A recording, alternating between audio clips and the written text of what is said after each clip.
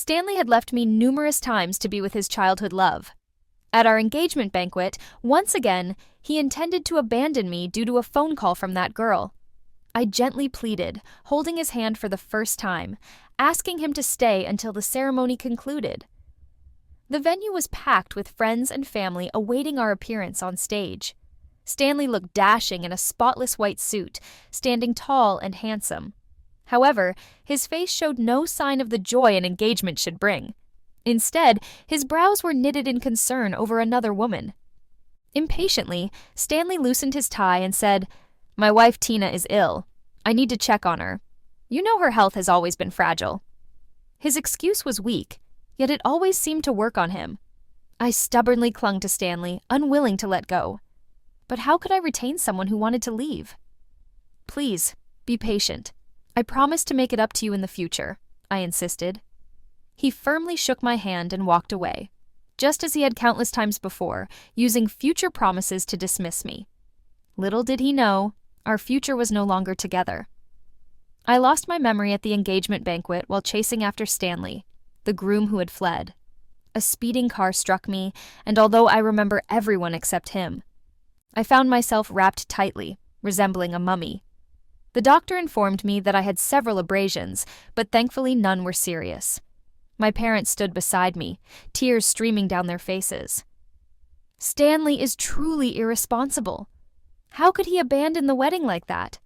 He made us suffer so much," they lamented. Thankfully, nothing severe had happened. Otherwise, they wouldn't have let me go. I looked up, staring blankly at the white ceiling, trying to recall who Stanley was.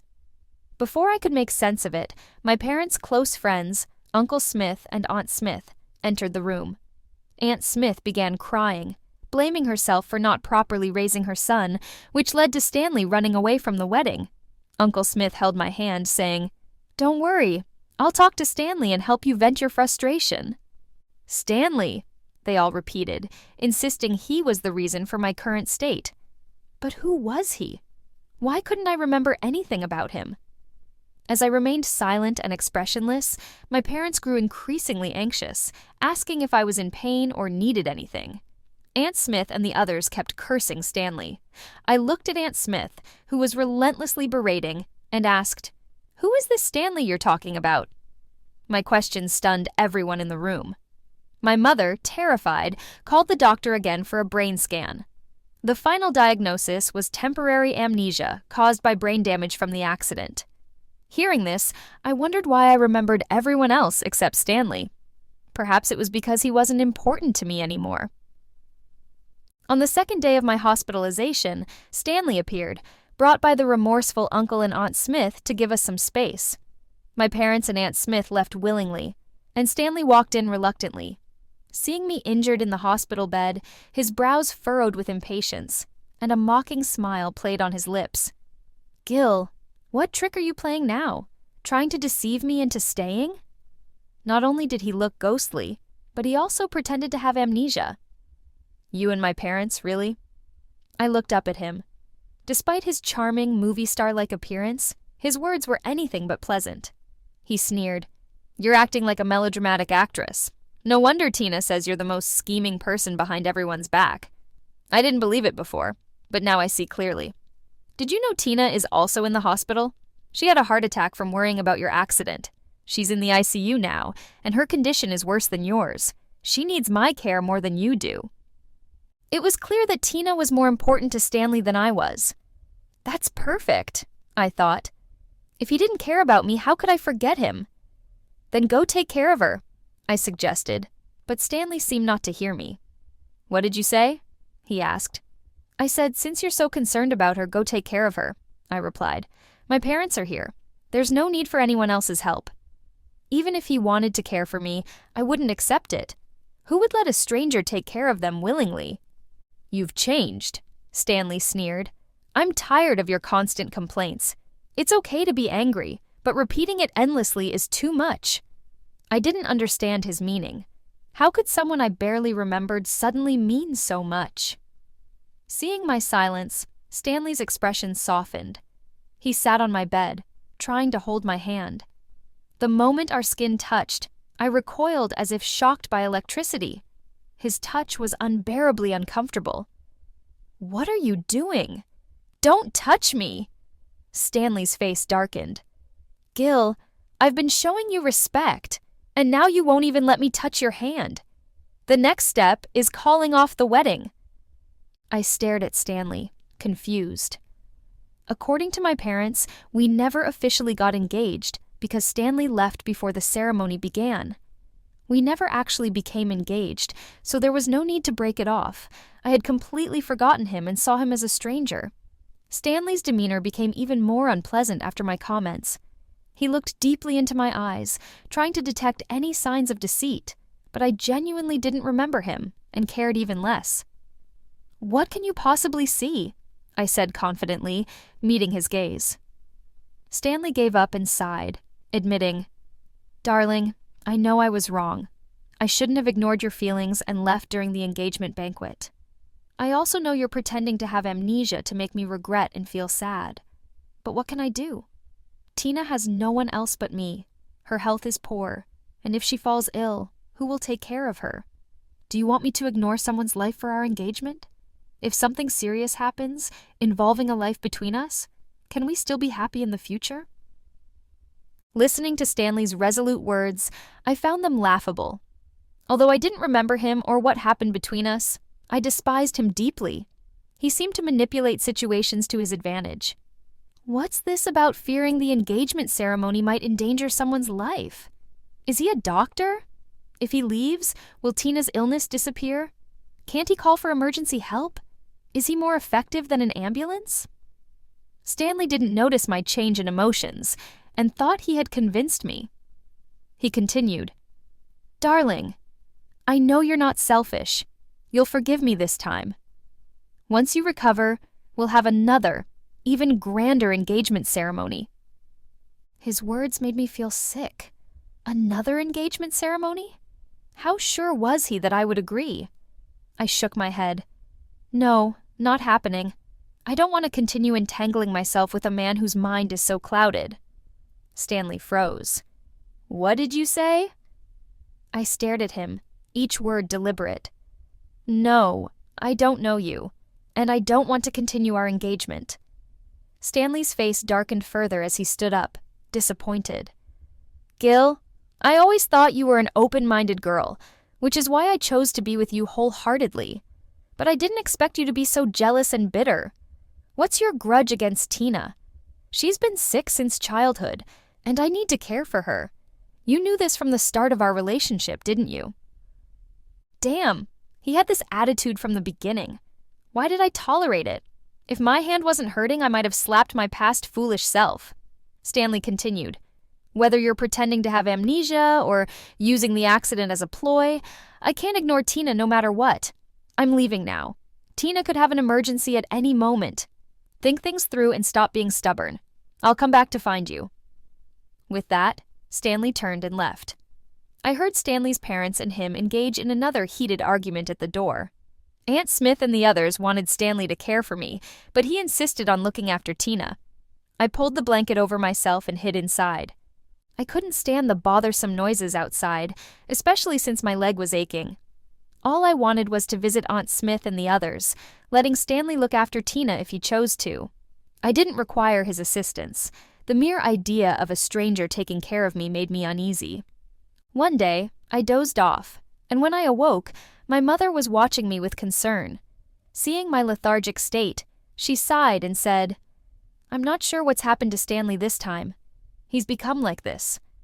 Just then, Aunt Smith had been urging him to stay and care for you, but he declined, insisting on visiting that illegitimate child from the Jones family. Remember that year when you had a high fever and were unconscious for 3 days and nights? Both your father and I were abroad on business, yet Stanley never left your side, tending to you diligently. I gazed at the chandelier and remarked casually, "Oh, that happened too." My mother nodded, acknowledging how Stanley had been so good to me. After learning about that, I hired a top-notch nurse to look after you, but Stanley remained steadfast, wanting to take care of you himself. Eventually, when you recovered, he fell ill. Isn't he just so foolish? Our family is wealthy and influential. When we're ill, a single phone call summons a team of private doctors and elite nurses to provide the best care. Why did he make himself suffer like this? Seeing me nod, my mother exclaimed in surprise, "Gil, have you really forgotten about Stanley? You don't remember anything?" I looked at her with worry, and she thought I was pretending. In truth, I remembered everyone except Stanley. This amnesia was indeed peculiar. I faced my mother and said earnestly, "Seriously, Mom, I don't remember Stanley at all. He's a complete stranger to me. I just met him earlier, and I find him not only arrogant but also unintelligent. Please don't bring him up around me anymore." Upon hearing this, my mother sighed and agreed. "All right, if you don't want to talk about him, I won't mention it. But Gil, you need to take care of yourself and recover soon." I responded, "Of course I need to get better. I can't force myself to care for someone who's unrelated to me. It would be unfair." My injury looked severe, but wasn't truly dangerous.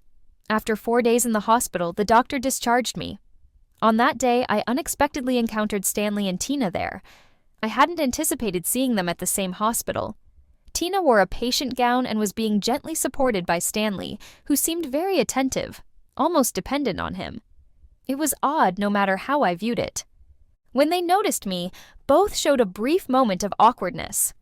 Unlike Stanley, I recognized Tina as the illegitimate daughter of the Jones family. After her biological mother died, she was brought into the Jones family at 3 years old. However, with so many daughters, she wasn't valued much. In my memory, she was quiet and left little impression.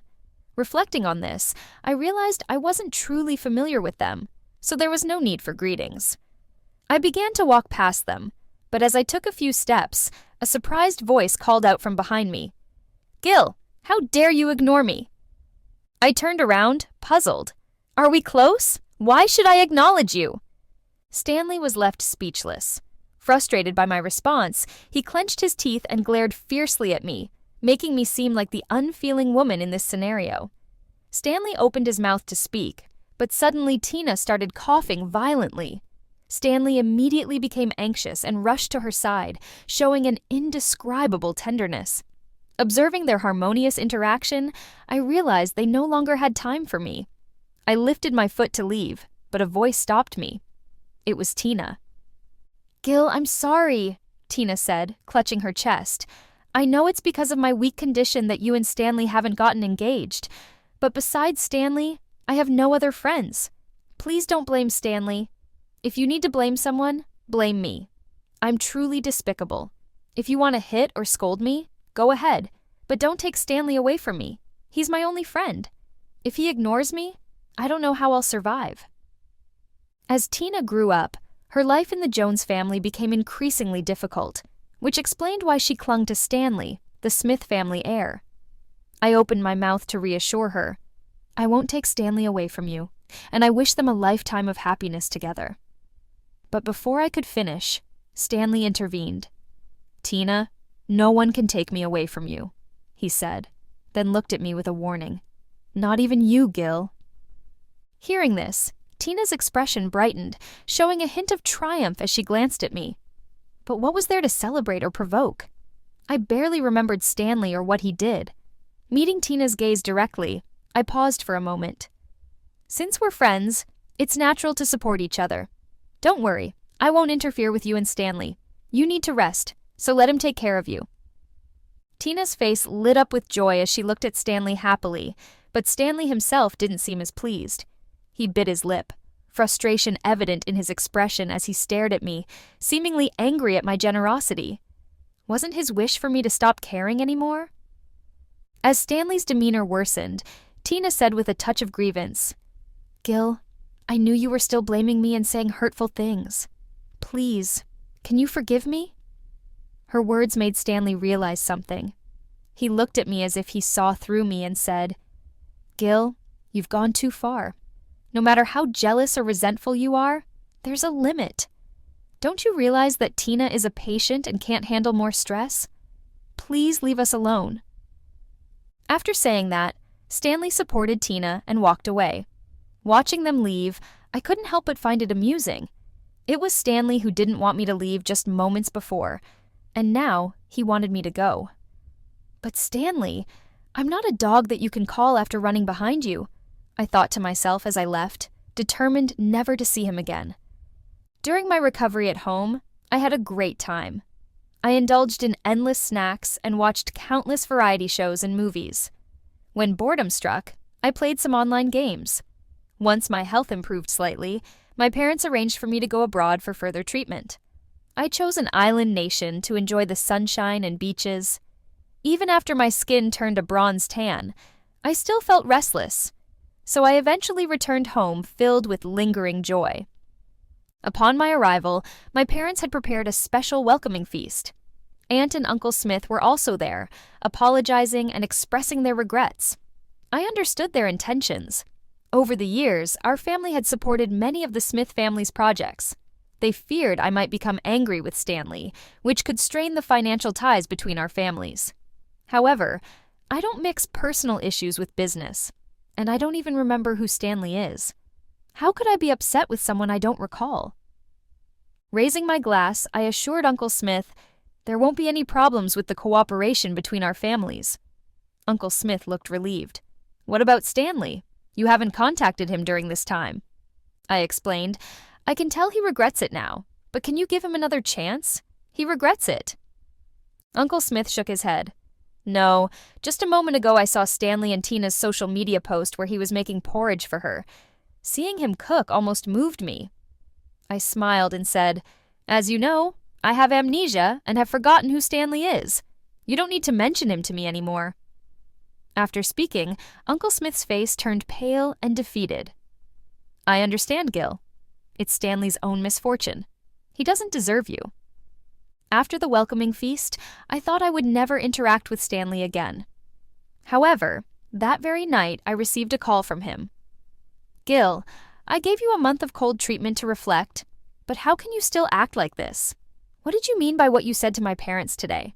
Are you just angry because I didn't attend your welcoming feast? I replied, right. Tina had a stomach ache and suddenly craved the millet porridge I made for her, so I couldn't make it. Her heart condition is delicate, and she needs proper care. Stanley continued, can't you stop being so petty? Call my parents right now and explain yourself. If you're really planning to cut me off, don't blame me for never speaking to you again. Never speaking to me again, huh? Who cares? I thought. Well then, never speak to me again, Gil. I ended the call, blocking Stanley's furious voice. Who has the patience to listen to his nonsense? He's not important to me. He deliberately ignored me for a month to make me reflect on myself. Why is he so confident? Without hesitation, I blocked him entirely. I don't want this jerk contaminating my contact list. Upon my return, I didn't immediately dive back into working at my family's business. My parents were understandably frightened by my recent accident and insisted that I stay home to continue my recovery for a while. Feeling restless and bored at home, I decided to reach out to my best friend. Before long, Lucy showed up in her flashy Lamborghini. Well, Gil, it looks like you've really forgotten about Stanley by contacting me, Lucy remarked. I was in a relationship, I responded. What do you mean? Lucy laughed. You've truly forgotten him, haven't you? From what Lucy explained, I discovered the reality. Ever since I started dating Stanley, he believed that my old friends lacked ambition and prohibited me from seeing them. Consequently, I hadn't been in touch with them for 3 years. This revelation left me stunned. Had I somehow been enchanted? Despite Lucy and her friends coming from wealthy families, they were actively involved in their own businesses. Where was the supposed lack of ambition? Noticing my confusion, Lucy defended me, saying it was better that I had moved on. She had always thought that Stanley and I wouldn't last. Stanley's illegitimate daughter from the Jones family knew she couldn't progress on her own, so she clung to him. Unfortunately, Stanley fell for her and lacked clear boundaries. Since they were so inseparable, Lucy advised me to let them remain together. I nodded in agreement. You're right. I've already allowed them to be together. Lucy tapped the passenger seat. Hop in. I'm taking you to our class reunion. I wasn't particularly enthusiastic. A class reunion? What's so exciting about that? Lucy blinked and laughed. Of course it's fun. I heard Tyler, the campus heartthrob, will be there. He's back from abroad. Tyler? Weren't you supposed to settle overseas? I asked. Actually, he decided to return, Lucy added. And since I didn't respond, he's here too. By the way, he's still considered the most handsome guy at our school, alongside Stanley. Have you forgotten about Stanley? I smiled. I haven't forgotten. How could I? He was the standout figure in the library, his presence unforgettable during debate competitions. Tyler was the beloved star among the college girls, not just handsome, but also incredibly intelligent and hardworking. He excelled academically, achieved amazing athletic feats, and even had a talent for the arts, playing the piano beautifully. In my eyes, he was like an unreachable flower on a high peak, admired from afar. After graduation, he went abroad for further studies, leaving many female alumni heartbroken. I never imagined I'd see him again after all these years. Hearing he's here makes me excited to see how much he's grown. Let's go! The class reunion was far larger than I had anticipated, with almost all the alumni present. Many classmates had achieved significant success, and someone had even booked a 5-star hotel for the event. Lucy grabbed my hand and hurried inside. Come on, they're going to have Tyler perform on the piano later. She pulled me along but suddenly stopped. I looked up, puzzled. What's wrong? Lucy forced a laugh. Oh, nothing. I just didn't expect Stanley to be here, and he brought Tina with him. Sure enough, I saw Stanley and Tina looking up at him from near the stage. Lucy explained, It turns out that today, besides inviting Tyler to play the piano, they also asked Stanley to perform a solo dance. This reunion is quite interesting, bringing together the two former heartthrobs. As the music began, Stanley danced gracefully, captivating everyone on stage. After his performance, the crowd erupted in applause. Lucy commented, These people really know how to celebrate.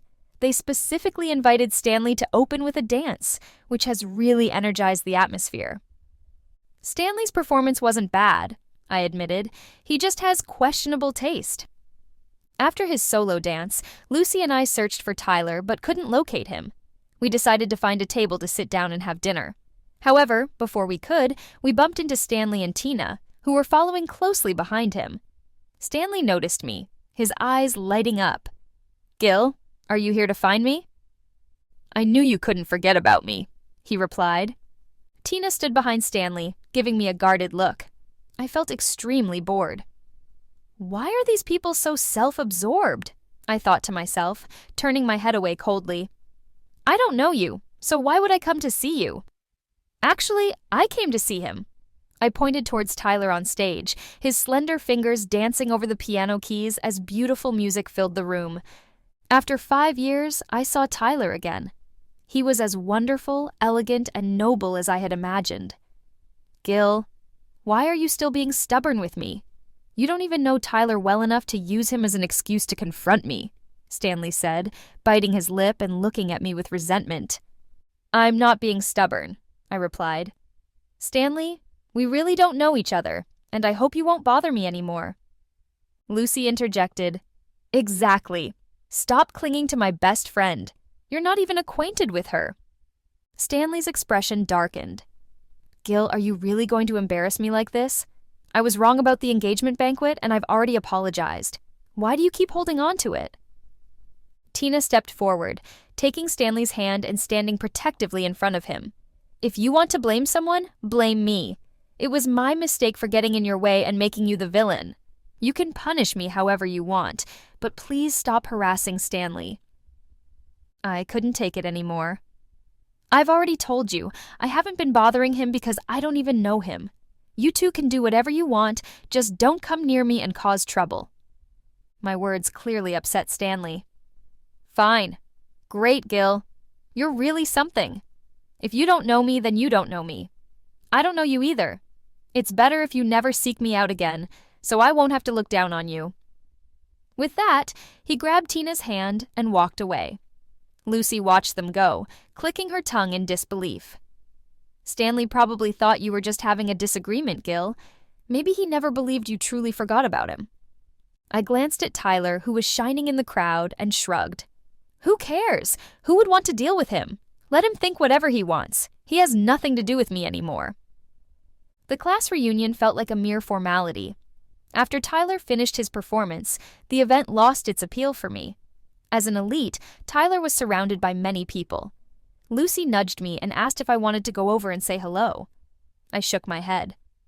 We're not even close. How could I casually approach Tyler, the almost godlike figure?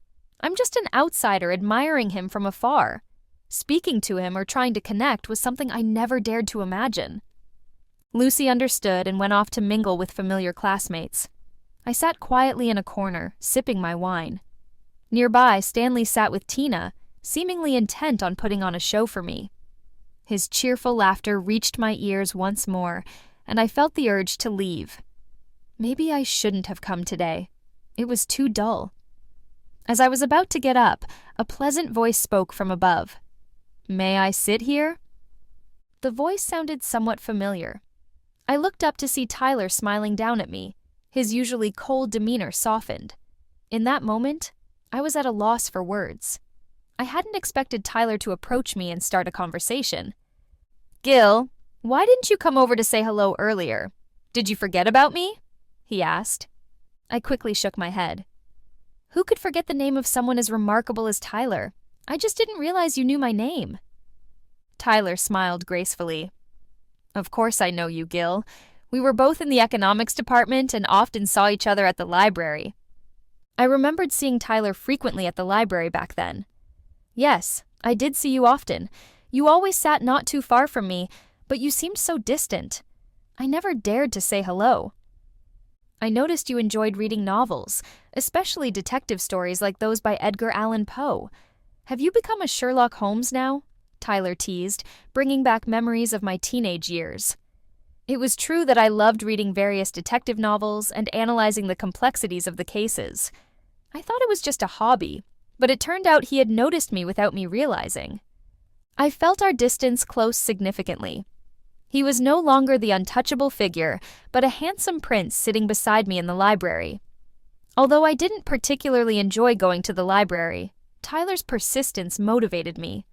Seeing how dedicated he was made me want to make the most of my own time and strive for excellence as well. Shared memories brought us closer. "I really liked you back then," I admitted. "You were so serious and diligent." Tyler looked at me thoughtfully. "I really liked you too, Gil." I couldn't help but smile, realizing that I should be expressing these feelings to him. Tyler was the most serious and hardworking individual in the entire library. Without seeing him regularly, I doubt I could have maintained my own discipline.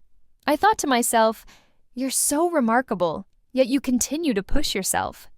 When I voiced my thoughts, Tyler became overjoyed. "Gil, so that's how you feel. I thought the same thing.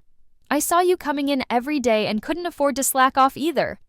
Who would have thought we were motivating each other?" In that moment, we exchanged a knowing laugh, realizing that we had been inspiring one another all along. It felt like a strange twist of fate. Suddenly, Tyler exclaimed, and I turned to see Stanley standing behind him with a stern expression, holding an empty wine glass. Stanley had deliberately spilled red wine on Tyler, and I was furious. "Stanley, what are you doing?" Stanley's eyes flashed red. "Gil, I was wrong. Please come back with me. I won't leave you for anyone else." I looked at Stanley coldly. "You should be apologizing to Tyler, not me. How could you spill wine on someone else?" Stanley gritted his teeth and refused to apologize. "Tyler, do you know that Gil is my fiancé?" "What do you mean by getting close to him like this? Have you no shame?" Tyler responded gracefully, standing up and casually patting the wine stain on his clothes. "Fiancé means we're not married yet, so I have the right to pursue Gil." Stanley exploded with anger, reaching out to slap Tyler's face. I quickly grabbed his hand, looking at him with disgust. "Stanley, have you lost your mind? I don't know you. I'm not your fiancé, and we've never been engaged. Please stop bothering me. I have no feelings for you, and you've made a terrible impression on me." Stanley seemed to realize the truth, his body trembling as if he understood that my amnesia was genuine and that he was about to lose me forever. Unable to handle the blow, Stanley hurriedly left the scene. Tina, who had been following him, tried to support him, but he pushed her away. Undeterred, she continued to follow. Curious eyes turned towards Tyler and me. Not wanting to be treated like a spectacle, I took the initiative and asked, "Tyler, would you like me to take you back to the hotel?" Tyler smiled warmly. "I'd be delighted." I dropped him off at his hotel entrance. He stayed in the car but looked at me seriously. "Gil, what I said earlier was sincere." I was taken aback. "What do you mean?" Tyler's gaze softened. Then he looked at me firmly. "I want to pursue you, Gil. I like you." Coming back today made me realize that the youthful excitement is still there. "I hope you'll allow me to pursue you." As I looked into his eyes, I saw a reflection of myself. It felt like he saw only me. Maybe I could give this a chance. Almost instinctively, I nodded. His eyes sparkled like morning stars as he leaned in and gently kissed my cheek. At that moment, our skin touched, and my heart skipped a beat. "Gil, forgive me. I'm just so happy. Keep your phone nearby because I'm going to pursue you from now on." Tyler is truly a man of action. In the days that followed, he organized countless activities for us. Morning breakfasts, lunch dates, goodnight moments in the evenings. Every small romantic gesture between a couple unfolded between us. Experiences I had never had before. For the first time, I felt the true joy of being cherished and loved wholeheartedly. Falling in love with Tyler wasn't difficult. He was someone who deserved to be loved, and as the lucky one he had chosen, I couldn't resist his affectionate embrace. Soon enough, I introduced him to my parents. They adored Tyler immediately, smiles spreading across their faces as they welcomed him warmly throughout the meal. "Tyler, this beef is delicious. Try it," they offered, alongside prawns and red wine from his uncle's collection. Tyler accepted all the food graciously, his smile never fading. After the meal, I took Tyler for a walk outside the villa, holding his hand. "Were you overwhelmed by my parents' enthusiasm earlier?" Tyler shook his head. "Not at all. I loved it, Gil. It feels like home. I think our parents will get along well. Maybe it's time to arrange a meeting between them." I was about to respond when Tyler seemed a bit hesitant. I loved seeing him flustered, so I couldn't help but give him a kiss. The atmosphere was beautiful and intoxicating, but trouble always seemed to find a way. A shocked voice called out from the opposite side. "Are you two really together? Do you have no shame, Tyler?" I turned to face Stanley's resentful gaze, my brows furrowing. "What are you shouting about? Who are you and how dare you come here and insult my boyfriend?" Stanley stumbled for a moment before erupting.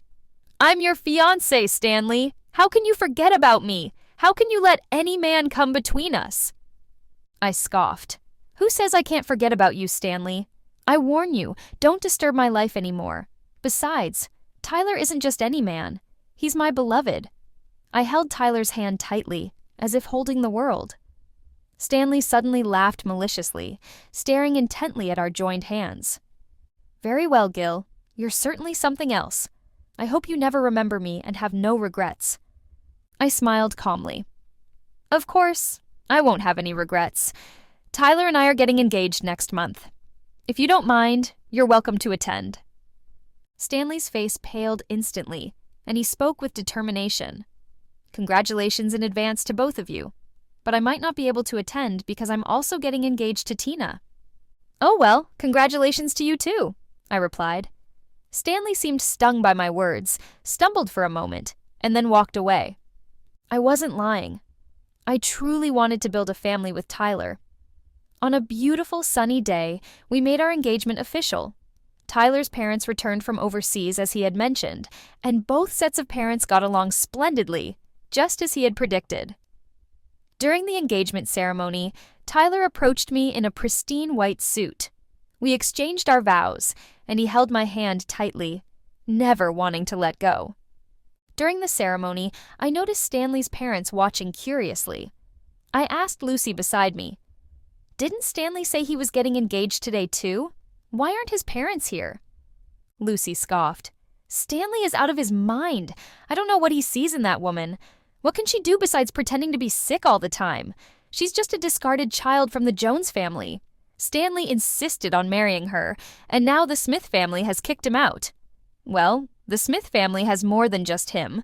Their second son is studying abroad and will be back soon. I nodded in understanding.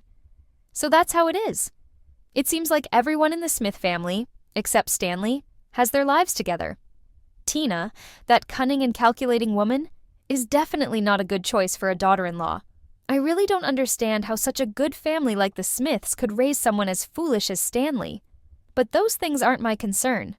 After all, I have a handsome man by my side and no time to worry about a stranger. We got married 3 months after our engagement. It seems Stanley was trying to keep up with us, as he also got married on the same day.